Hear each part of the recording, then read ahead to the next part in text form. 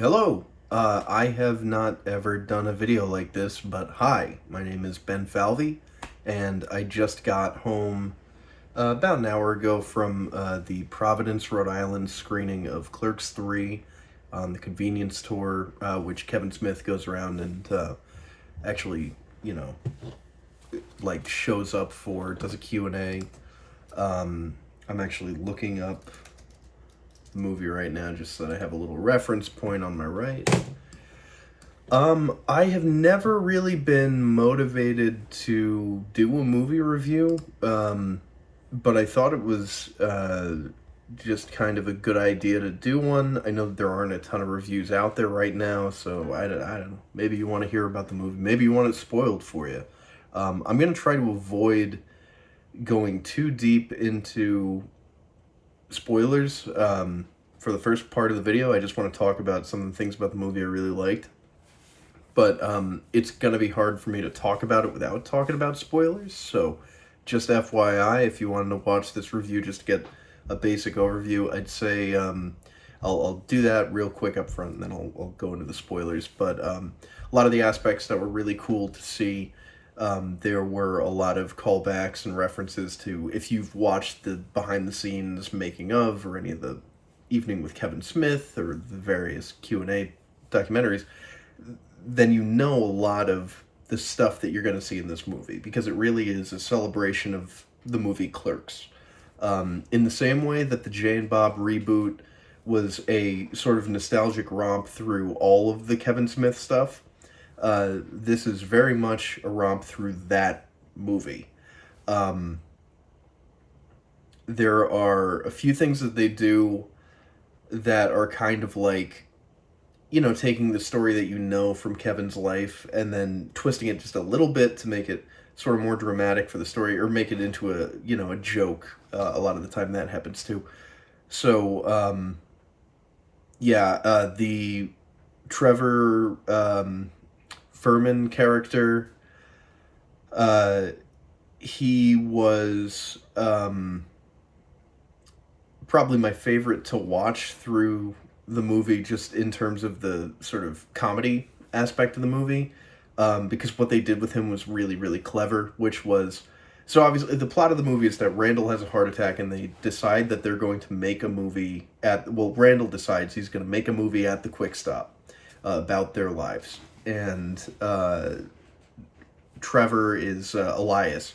Elias is still at the beginning of the movie, which I thought it was so funny that it starts out this way, because from all the trailers and stuff, I just assumed that, oh, well, since 2006, when we saw Elias for the first time in Clerks 2, he has just become this, like, Satanist dude. Because on all the posters and all the trailers, he's, like, wearing all this, like, Hot Topic sort of, as Kevin Smith said after the movie, like, high fashion couture, like, this is his idea, because he's not a very smart person, of, like, what Satanism would be. It's just, like, oh, high fashion and, like, a couple of pentagrams. So I thought that was really, really funny, that it wasn't like something that had built up from just Randall fucking wearing him down through the years. It was like a decision he made when Randall was in the hospital, that he's like, I tried praying to God, it didn't work, so I'm renouncing God and, like, hail Satan. And I don't know, it's such a great, like, thread to continue through the whole movie. And I think that it worked really well, is all I can say. So that was really funny. All of his costumes were great. Some of them were just kind of like, oh, that's weird. And then you'd see one and it would just make you laugh. He's dressed up like, I don't know how to describe it, like a cursed goth puppet at one point. I don't know. It's just, you gotta see it. But really excellent stuff. I thought the acting from everybody. I thought Brian O'Halloran probably was the standout from this movie in terms of acting performances. Some real great stuff. And I mean, it's obvious with Reboot, with Clerks 2, I think Kevin Smith is at his best when he's being really heartfelt about his life, but also sentimental about his characters, and nostalgic. Jay and Silent Bob Reboot is literally just Jay and Silent Bob Strike Back again. This is a very similar movie to Clerks 1. I mean, in terms of the fact that, like, we're seeing a lot of Clerks 1 happening again, but the movie itself, the structure of the movie, it's really not like Clerks 1 or Clerks 2. It's not a day in the life of a store, which I thought was an interesting choice, but I understood why it was this way. It's not a day in the life of the people who are at the store.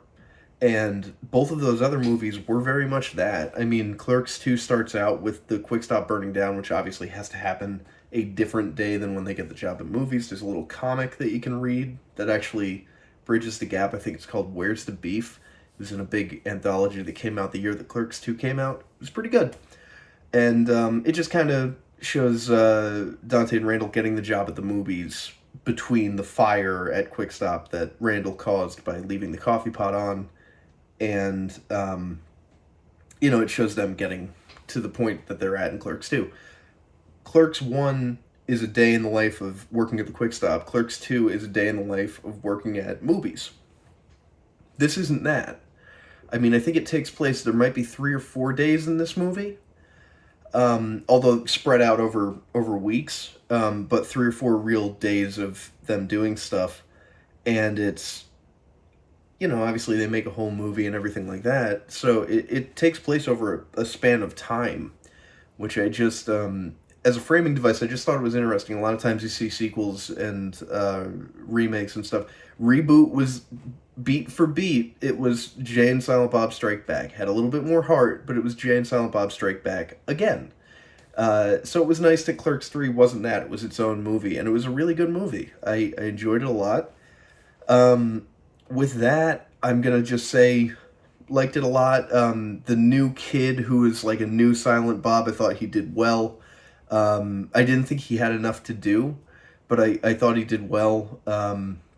Very protective move by Kevin Smith, because I'm looking at the actors' names. I'm cheating.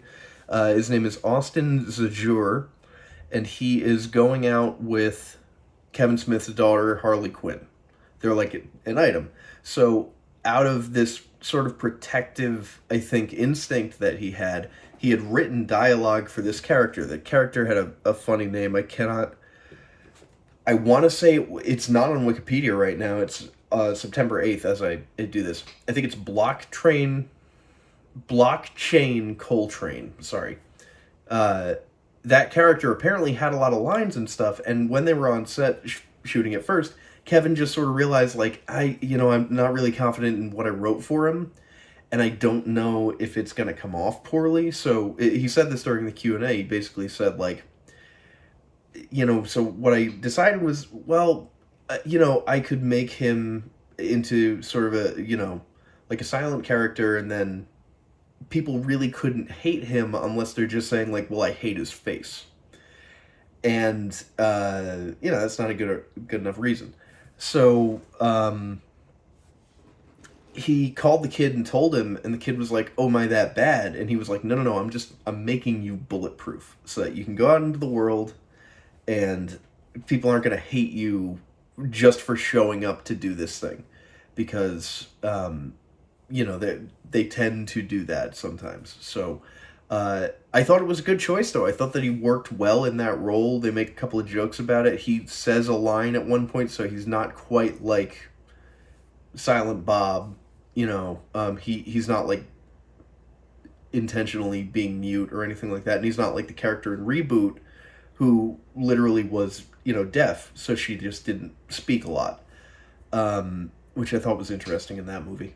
But I think that's, there's a bunch of cameos that I don't think are spoilery at all. You're going to see kind of all the familiar faces that you want to see in a Kevin Smith movie or have come to expect. Your Mark Bernardins, your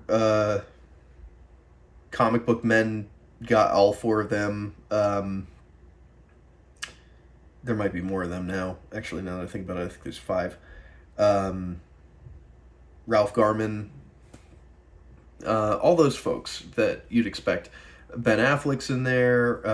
The kids from Scooby-Doo, so Sarah Michelle Gellar and Freddie Prinze Jr. Pop up, stuff like that. Um, yeah, so I think that's as far as I can go without spoilers, though.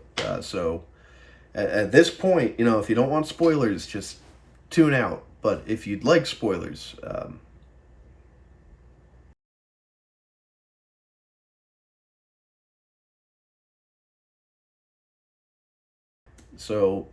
big thing is that, and they said it's right in the beginning of the movie. Becky died, and Becky was Rosario Dawson's character in Clerks 2 that Dante was about to get married to, and who was pregnant with his child, and she and the child both died. And I'm not going to go into super specific spoilers, so I liked this movie enough that I'm recommending it to you. Like, you should see this movie. It was good. Um, I think that that's a thing that works really well on the screen, of them unfolding what they want to tell you about it, and how they do it and everything like that. I think that's great. Now, knowing that, spoiler. And there's a few other spoilers that I could give away. I'm not going to give away everything. This is not going to be a play-by-play of the whole movie. I just want to talk about why I think the choice that was made in this movie was great. So, when you go into this story, knowing the premise that they've been telling us, which is this is Randall's movie. Randall wants to make a movie of their life. Randall had a heart attack, and so they're banding together to do this with him. All of that's true, but you have that going on. You have kind of the C plot, which is Trevor Furman's sort of background Satanism stuff, and then you have Dante's whole plot, which revolves around him kind of how he has been living with his grief over Becky dying.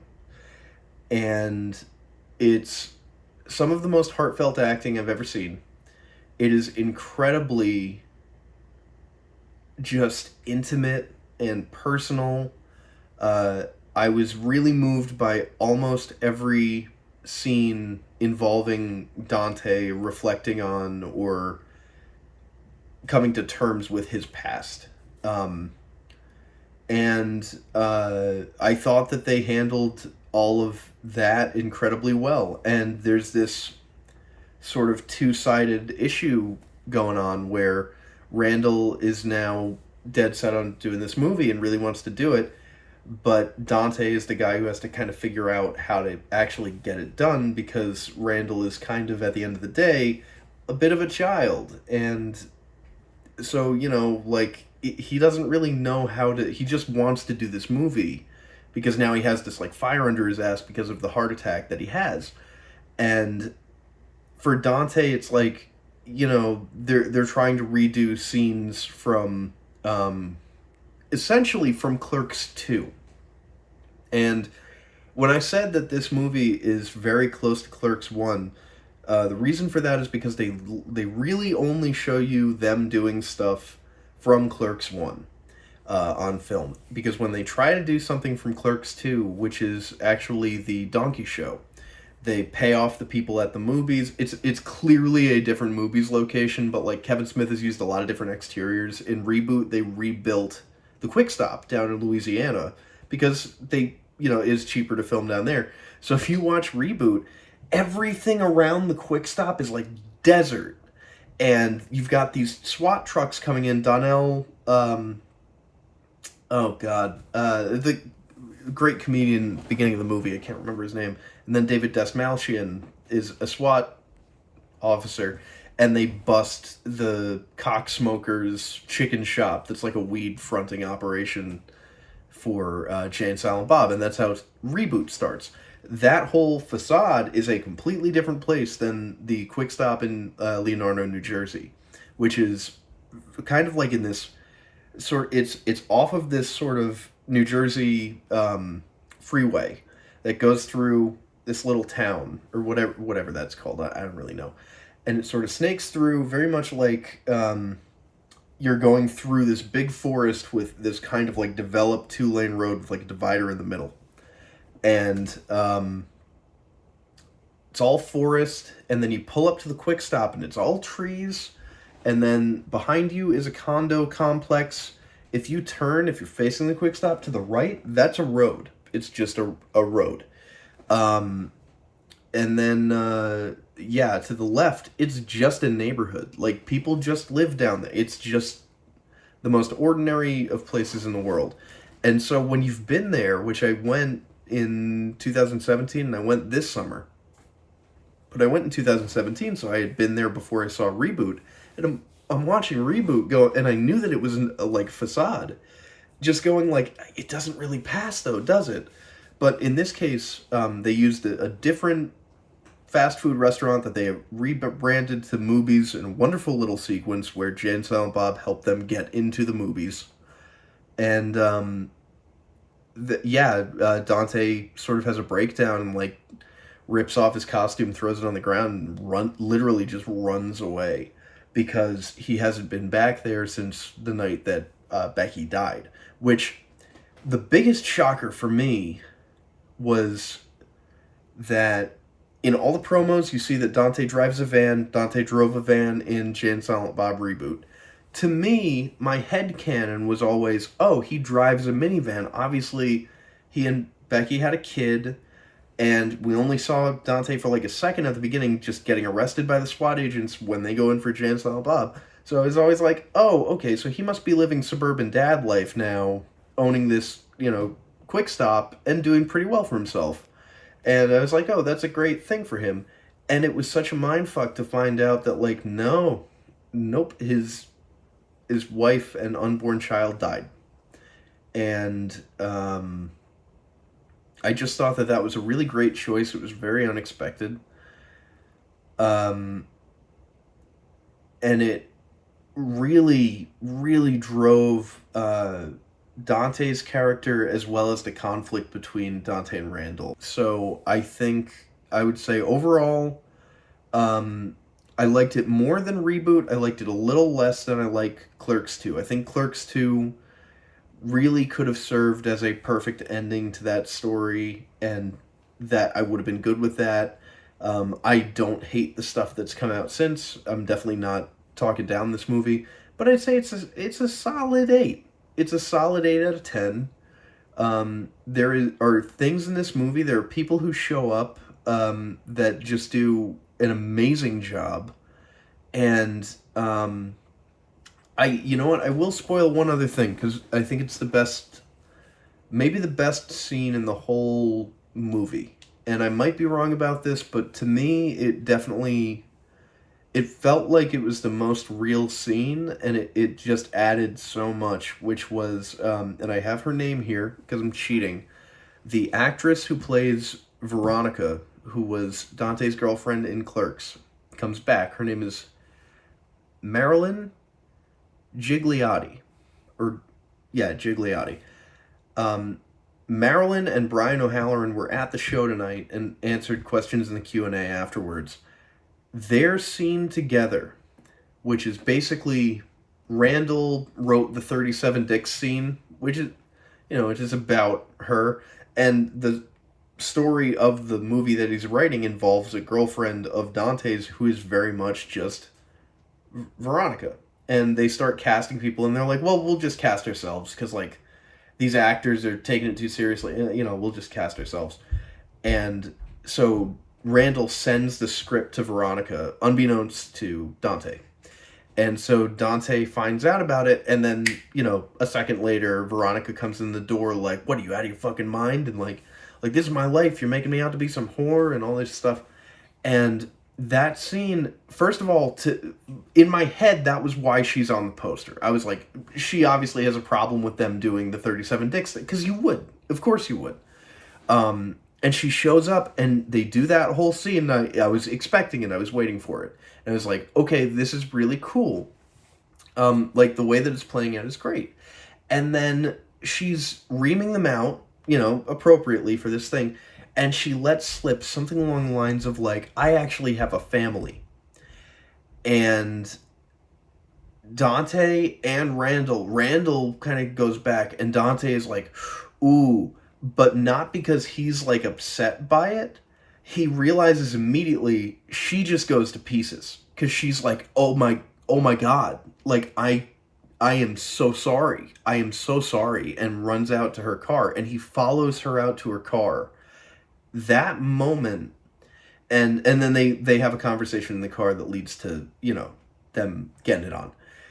That moment was so real and so perfect and so perfectly well written, and I could see there are more moments like that in the film, but I could see in that moment that when Kevin Smith is writing about the things he understands in life, and the moments that you know he understands where it's coming from, where that emotion, what that feeling is. He is a master of understanding the reactions of human beings in those completely out of the ordinary situations. And that was a really great moment in the movie that I just really wanted to share. Um, I guess in summation of everything that I've said, and I'm going to go back and cut one thing because I think I got one spoiler in there that I didn't want to get into this video. So if you see it, if you see me go like two different whatever, it's definitely because of that. Um, I think that Brian O'Halloran's performance in this movie was incredible. I think that Jeff Anderson, it was a return to form. He's once again really great as Randall, and being sort of blinded from the reality of his life by this fantasy that he sort of concocts to give his life meaning is so great. And I think that it's a very interesting movie about the art of making movies and the love of making movies, which I think is awesome. Um, I didn't even mention Jay and Silent Bob because Jay and Silent Bob in this movie truly feel like, I mean, like if Trevor with the Elias character is like the C plot, Jay and Silent Bob felt really far back until the parts where they're filming and they're kind of involved again because they're playing Jay and Silent Bob. Um, I don't know. It's just it like not that I'm complaining, but it just wasn't. You know, I just the last one was Reboot, and Reboot is all Jay and Silent Bob, so it was like, wow, they're kind of on the back burner, but they run a marijuana dispensary out of the building that used to be RST Video.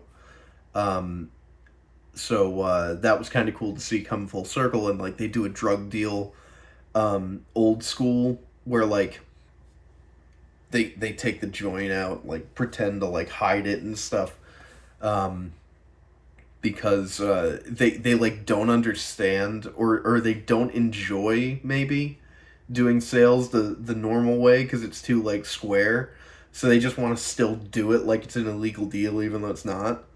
So I thought that was really funny. Um, and yeah, some of the callbacks were really great. And overall, I think that it was a really, really solid movie. And if you can go out and see it, I think that you should. So, do that.